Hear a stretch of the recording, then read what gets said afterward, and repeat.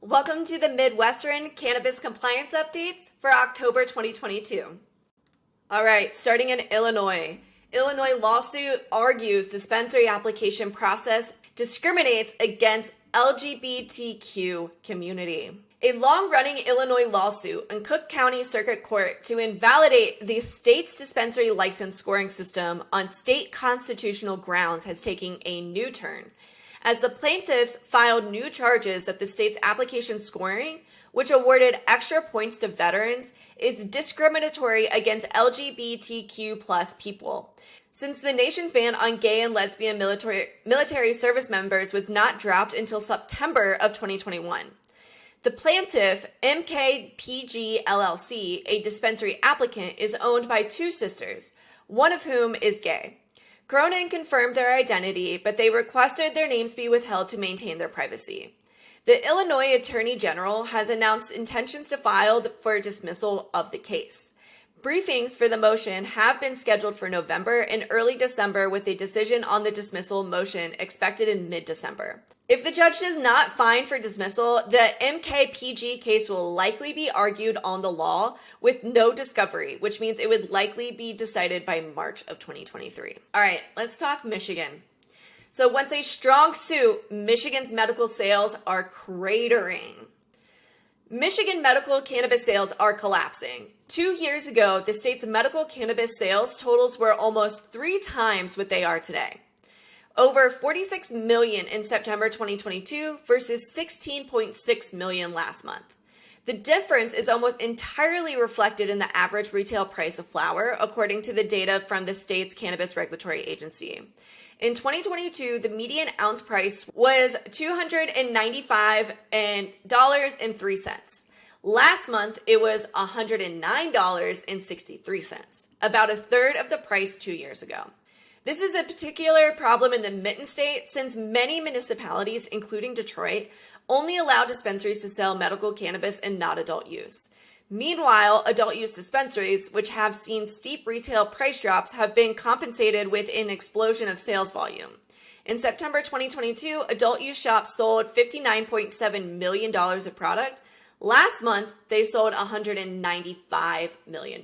So let's just talk about this real quick.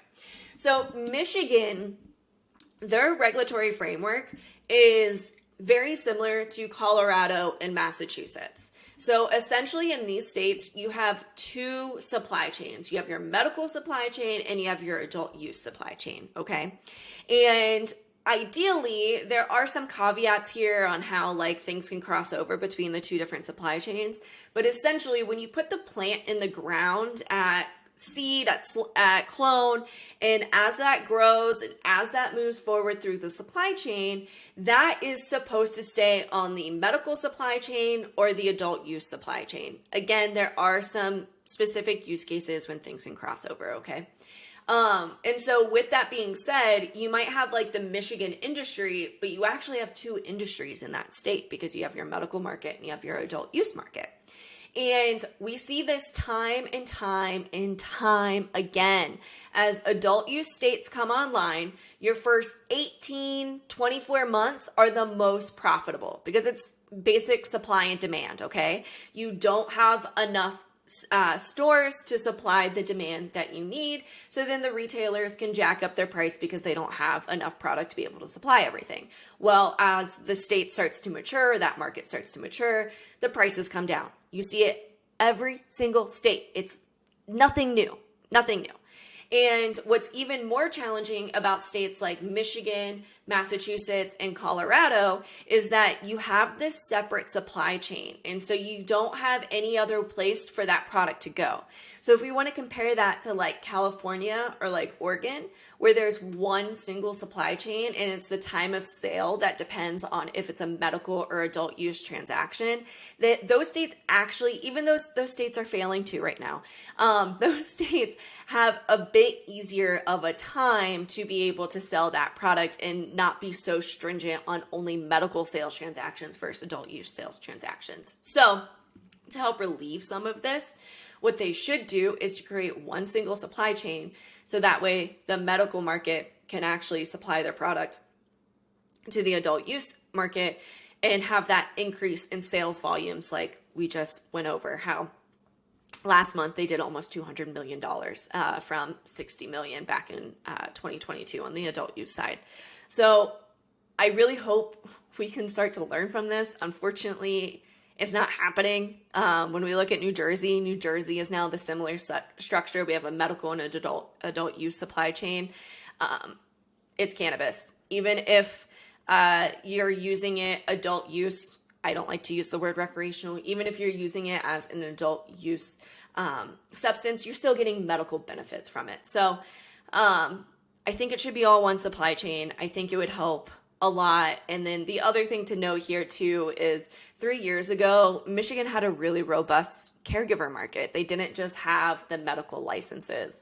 And so it was a very different time. You had a lot more product options and things like that when you had more caregivers.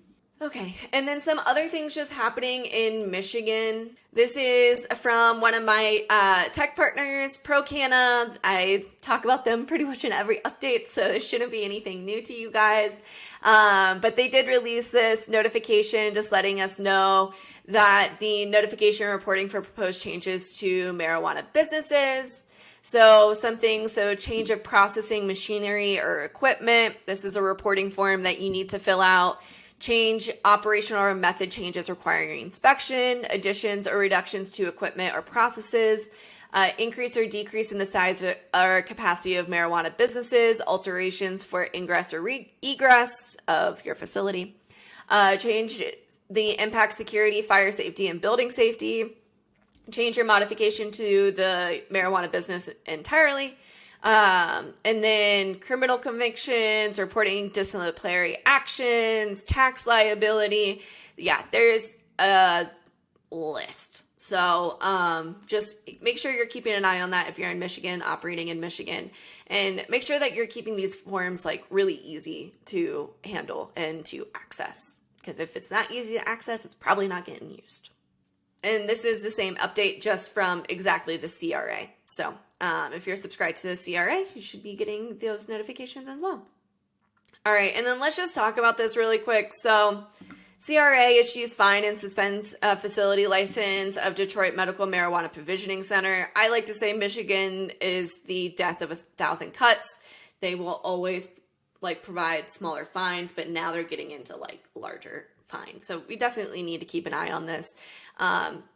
Always read these because then you know what other people are getting fined for, and then you know that to go look into your cannabis business and see if you're doing those same mistakes and to correct it before the regulators find it. So the CRA ordered today, which was on October 10th, a 30-day suspension for the Medical Marijuana Provisioning Center facility license held by the House of Mary Jane, and they are out of Detroit. In addition to the suspension, the order requires the payment of that $75,000 fine. The license suspension begins 10 days after the effective date on the order, so it started on October 20th. The CRA reminds licensees that the Michigan administrative rules require in part all of the following. Marijuana businesses may not have any cannabis product without a batch number or identification tag or label, a metric tag. Always have a metric tag on your inventory, please. A license shall keep surveillance records for a minimum of 30 days, except in instance of investigation or inspection by the agency, in which case the licensees shall retain the recordings until the time as the agency notifies the licensee that the recording may be destroyed. Big statement here, okay? Don't just go destroying your records, please. Keep it on file. Surveillance records of the license are subject to inspection by the agency and must be kept in a manner that allows the agency to view and obtain copies of the recordings immediately upon request. Disciplinary actions taken against CRA licensees may now be viewed in the public-facing database for the CRA licensees. So if you want to view that, just go on down to find a cannabis business. The landing page determines the type of license. Search for the business and click the license link to see their landing page in the CRA database.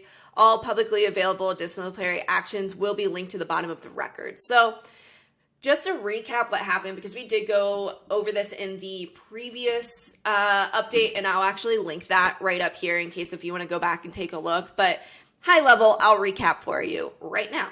So essentially, they came in, they did an inspection on the facility. They found inventory that didn't have metric package tags. They asked for the surveillance records for, hey, you don't have metric package tags, like, where did this inventory come from? Why is it not tagged? Well, instead of, complying and giving those records, they destroyed all that inventory and they did not have the surveillance records to back it up. So this is pretty standard. So when inspectors come onto your facility, they have a checklist. They have a standard checklist that they're going to go over and review all the things. Yeah, there might be some outliers and they might look at some other additional things that aren't on the checklist. But one of those things and one of those indicators that they're going to look at is your metric tags to make sure that your inventory is tagged with metric.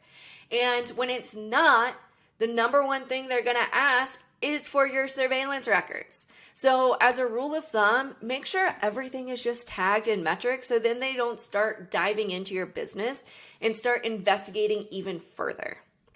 All right, let's move on over to Minnesota. Medical cannabis company sues Minnesota over THC rules. Yeah, this was a walking liability.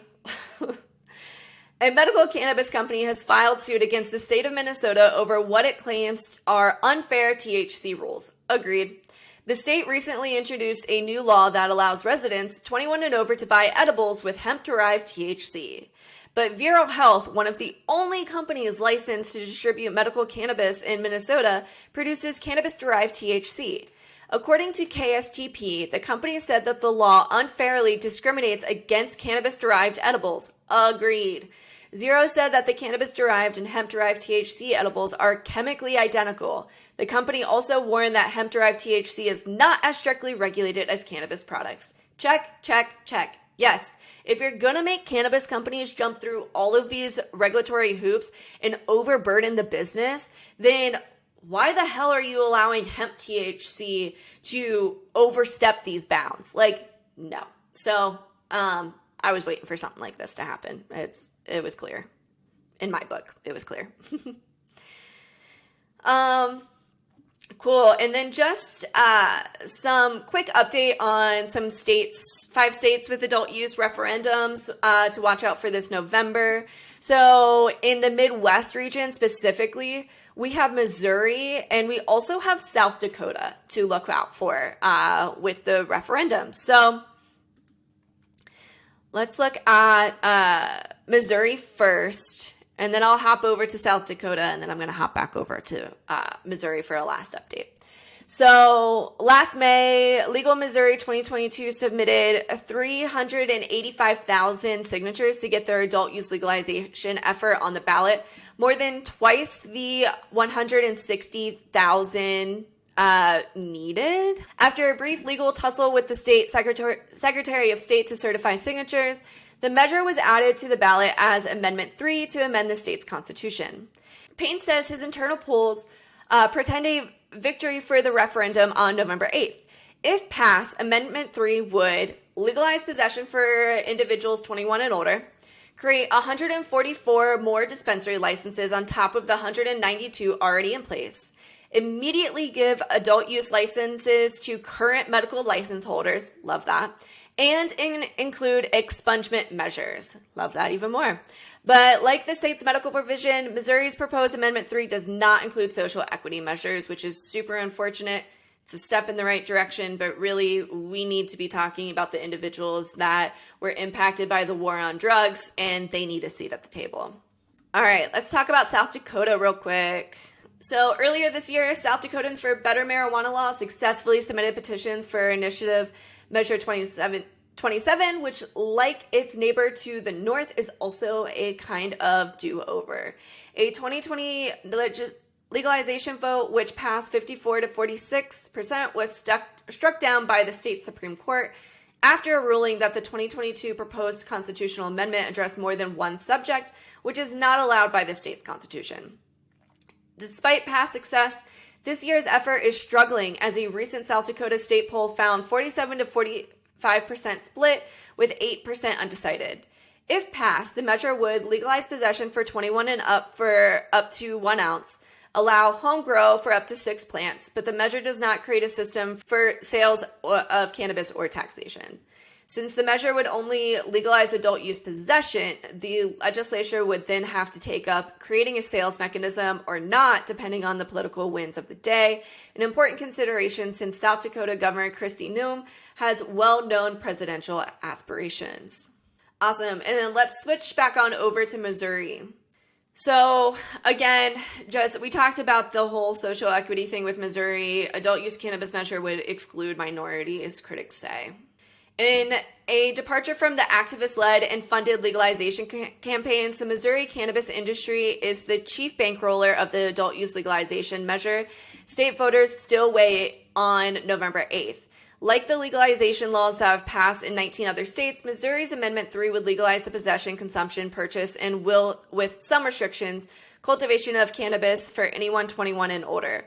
Through the pro-Amendment 3 campaign called Legal Mo 2022 has spent more than $6.2 million to date versus zero in the opposition spending, according to the campaign finance records released Monday. Recent polling suggests Election Day might be a crapshoot. If you're looking for more cannabis business and compliance information, click this video right here, where I provide the federal cannabis compliance updates for October 2022 and what Biden really means by pardoning individuals with simple cannabis possession. And don't forget to subscribe below, here for monthly cannabis compliance and regulatory updates and weekly videos to improve your cannabis business. See you on the other side.